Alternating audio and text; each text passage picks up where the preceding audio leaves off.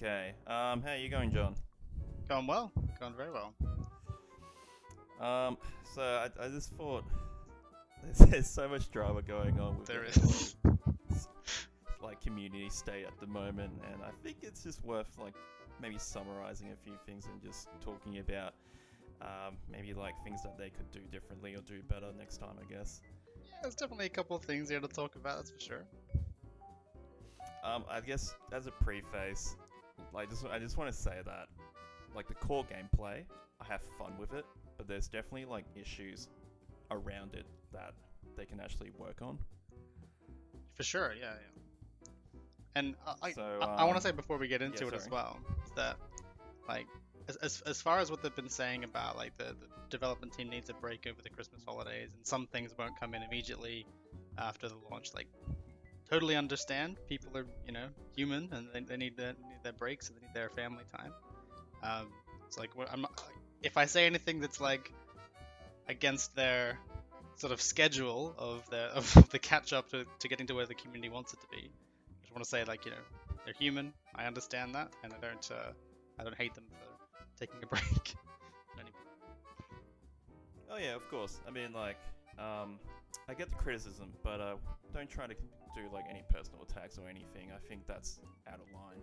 So we'll just try and keep our conversations like informative and like actually have some good feedback for them, I guess.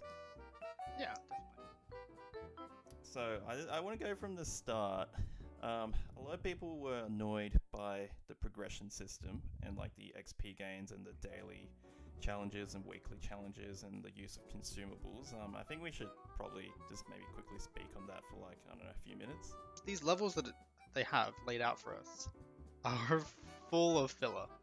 Like I'm a Yu-Gi-Oh player, Like I know what pack filler looks like. this is pack. Oh yeah, This definitely. is pack filler.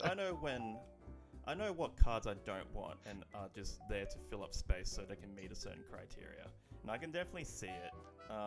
For example, well, I guess this is a good segue into it. I think it's too bloated with consumables. So like the challenge swaps and XP boosts. I'm not saying they're bad.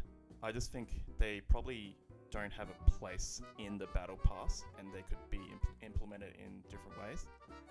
Um, like for example, like for example, like challenge swaps could be offered weekly, and then that's for everybody. And then you don't have to like buy or really unlock it on the battle pass. That could be the same for XP boosts. I just think like you could probably put a couple in there, but at the moment I just think it's taking up too many slots, and those slots could have been used for, I guess, more cosmetics. Yeah. Uh, there's also the controversies about like they'll have like a left shoulder pad, and then like in 3 levels or something, you get like the right shoulder pad now, of the same shoulder, and Oh yeah, it's that kind of thing that like so it's very interesting. Um, yes, yeah, I know. It's the levels are really weirdly organized. But I guess we could save that when we talk about customization, though. yeah, I guess yeah. The one thing that I think people had a big issue at the start was like how much XP you gained, and XP being entirely dependent on like daily and weekly challenges. And I'm pretty sure they knew it was bad, so they did a giant overhaul in like the early days of when the multiplayer came out, and then they changed how XP was gained, and then they had to change it again because they weren't satisfied with it. So it's been changed twice since it started. Yeah, from my Um, understanding, it was during the one of the flights that you gained XP a lot faster, and now with the first release of the beta, we're getting 50 XP a match. Ouch. And then the only way you could progress outside of that was just the challenges, and I guess you could double XP or 50 points per match. oh yeah, but if you finished your weekly challenges, Had you, nothing to do, you can't yeah. refresh it. So, Yeah, there's nothing you can do, and you only get 50 XP per match at the end, which means, I mean, it's 1,000 XP to level up. So you're playing 20 games to get one level in a battle pass, and I think that's too much of a time sink, and you don't feel rewarded doing that. it's certainly interesting that that's the pitch that they had. Like a lot of the criticisms that come out, sometimes you just think they had to have known this because anyone who looks at the game knows that this would have been not okay. Like I don't know. Oh, oh, definitely. But I don't know the internals bit, so I'm not gonna comment on that. But like from an outsider perspective, it's definitely a problem. But I mean, like they've addressed that, and they've added a new XP system where in the first 7 games you get a giant boost of XP. That's So been good. if Yeah. you play, yeah, it's good. Like I feel like I'm making a healthy progression on my levels. I'm already probably close to level 50 on my battle pass, and the season isn't pulling ahead. even over yet. So I definitely feel like it's gone in the right direction, Yeah. and it gives you incentive to log in each day as well. But like once you finish those weekly challenges, I personally feel like there's no reason for me to log on as much though, because there's nothing for me to chase really. Sure. Um, I think it's still So important to that- get people in for those first 6 games or 7 games, right? If you get each player in the player base logging on for 7 games a day, I mean, they're probably gonna stay on for more, and they won't all come on at the same time. So it's like you get like a healthy playlist population, I think, just out of that one action. So that's been a good update, a good change they've made there. I like how you talked about a healthy population, but we'll come back to that when we talk about how they organise all the playlists.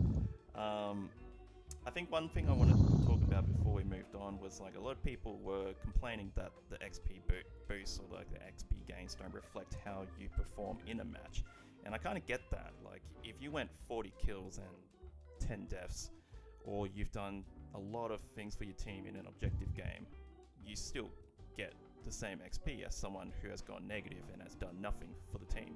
Definitely. So I get the frustrations behind that. Yeah, I mean, there was a time that we loaded into a game with basically the last second. We didn't even see the game load. We were loading in a black screen, then victory, and then we were loading again to get back to the main menu, and we like got all this XP progression. Like unlocked some challenges for like participating in a stockpile match or something. And I didn't even see the match load at any point. And there's other people that will be in your game that will. I've actually seen them. They'll sit there and they'll just say to you, match XP. That's all I'm here for, and they're just standing still. And every now and again, they'll move so they don't get kicked out. Oh yeah, if you browse the Reddit, there's been a lot of screenshots where people have asked someone to please play the objective, but they replied, politely, I guess, why should I? Because I still get the same XP as you. So there's no incentive really to do good in a game. And I think it's not respecting how much effort or how much time you put into the game.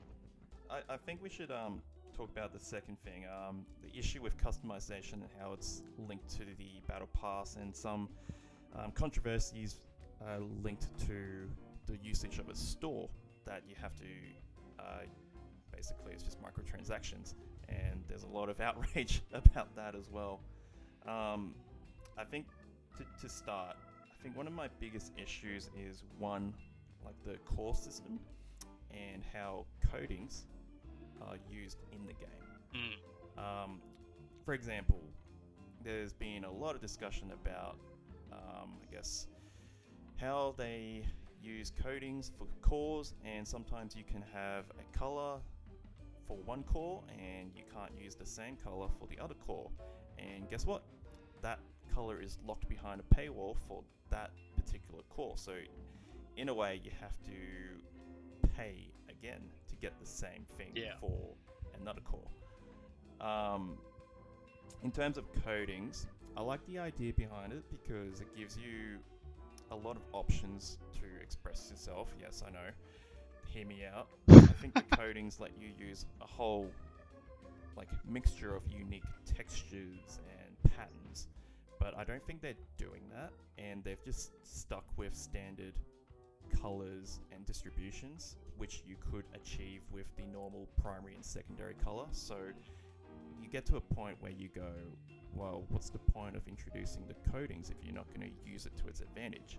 When I'm looking at these prices, and I'm not thinking micro anymore, like, these are pretty big price tags on some Oh yeah, pretty interesting, like they are. interestingly low amounts of content, like with these crazy price tags. Oh If yeah, they were smaller, I feel like you'd get a lot more throughput, a lot more people hitting that buy button. But at the moment, they're just huge, and who's gonna pay for that? I reckon there's a market for those people, but uh, for me, it's 2,000 credits for a weekly bundle, and that's around 20 US dollars. And if I do my maths correctly, it's close to, let's say, 28 to 30 Australian dollars. Um, that is a third of a full AAA game Oh yeah, at the moment. yeah, exactly. And for that $30, you're only getting a coating, some helmet, maybe some shoulders, maybe a chest, and maybe a stance. It costs $30, but the worth is not there. Yeah, like where the value is like interestingly lacking, and then you'll find out that that color wasn't even available on the armor core that you wanted, like you mentioned. Yeah, Oh yeah. But if it was like, oh, you get 5 different coatings for 500 credits, I would have gone, oh yeah, you know what? That's 5 different coatings. That's probably worth a bit more to me if you put it that way. But if I'm paying $5, when you look at those bundles, you're only paying for one color. yeah. So again, I think it costs this much, but personally, it doesn't seem worth that much to me. It's really rough But to me hey, because like look, thinking about this artist that like spent this time on this model, and then they ship it to the transaction people, like the store people, and they slap this huge price tag on it, and suddenly everyone's like, oh my god, anyone who gets that skin is a bad like they now hate that skin because it's crazy prices on it. But yeah, no, like yeah, $5. oh yeah, look, Yeah, like, I'll admit, like, I've loved everything that the team has done for this game. It looks great, it sounds great, it plays great, but I'm just disappointed that this thing is disappointing everybody. And like when I say disappointing, it's the community management and how they're communicating with each other and like how they're managing the store. That's what's letting the game down for me. And I wish it could have been done better, but they're working on it, and I hope they continue to work on it and make it better. But to be honest, it shouldn't have started in this state. yeah.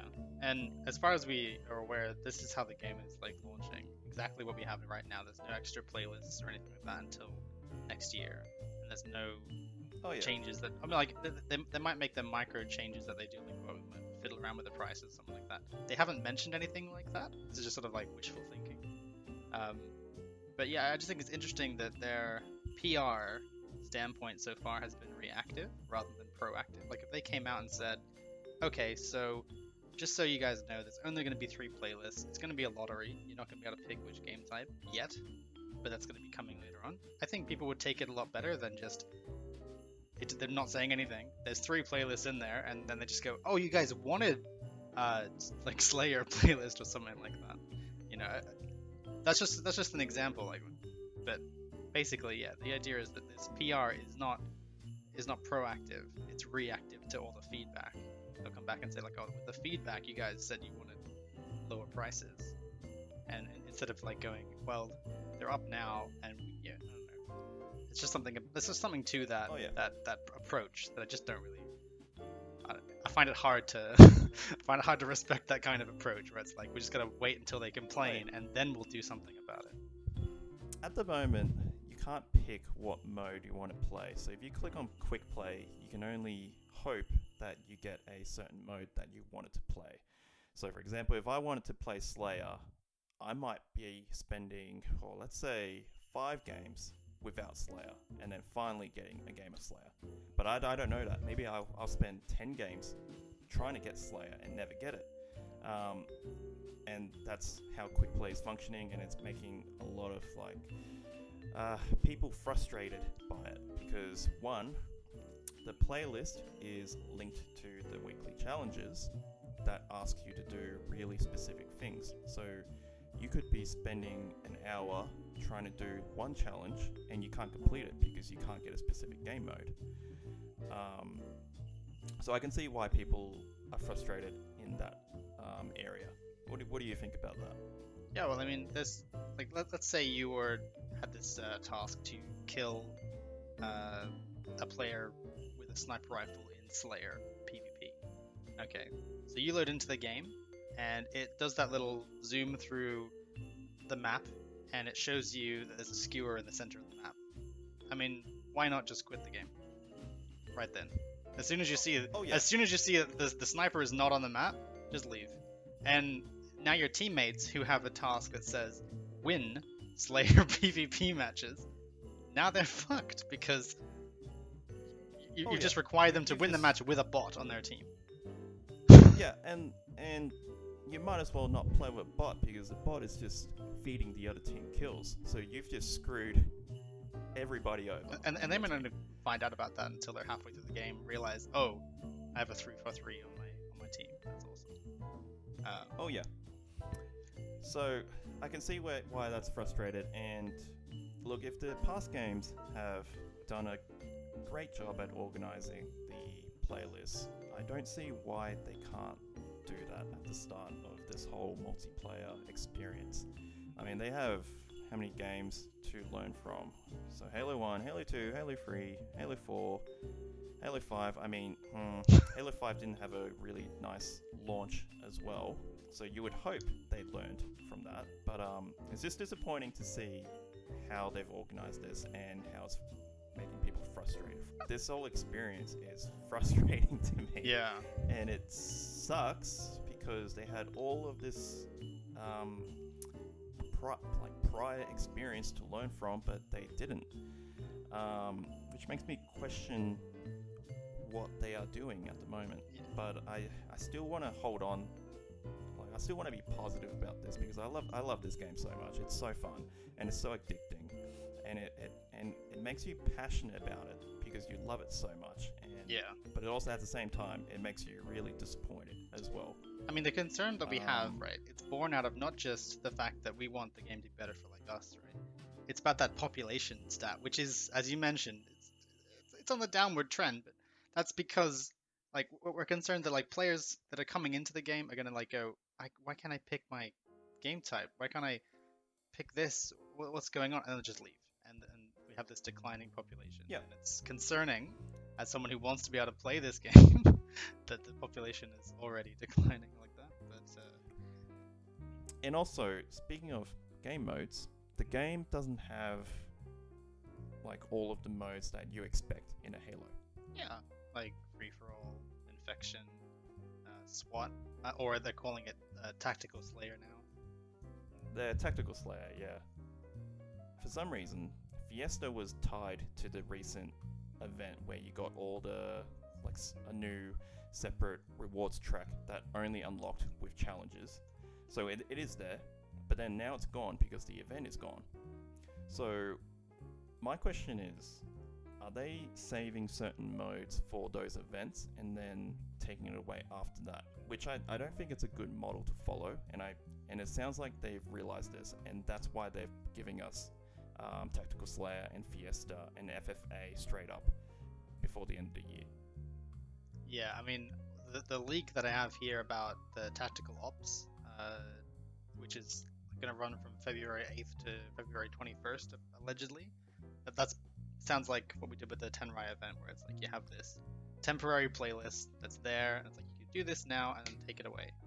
And I know MCC has like a similar thing where they're like, okay, we're taking out Escalation Slayer, and now you can play Griffball, something like that.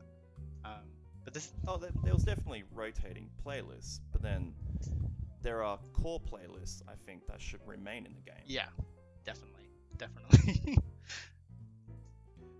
So I just don't want them to be in that whole mindset of drip feeding content to players when it should just be there at the start anyway.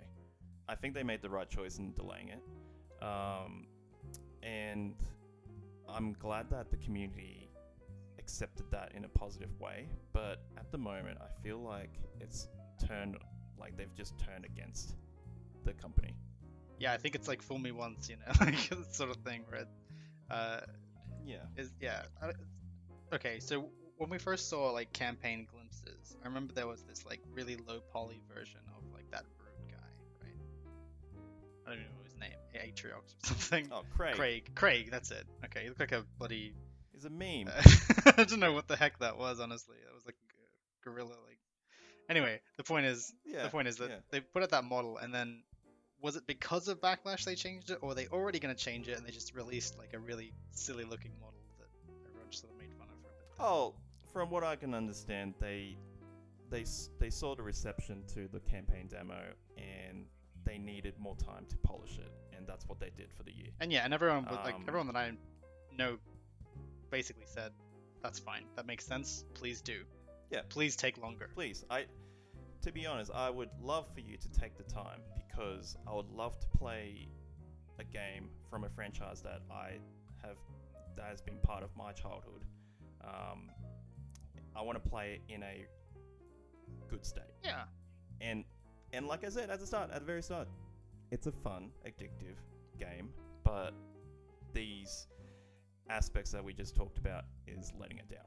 I mean, there's only like very minor niggles that I have with the gameplay, but they're basically just like That could be another weapon discussion balancing. another time or something. Yeah, it's not terribly important stuff, but like the basic gameplay is phenomenal, and I love it.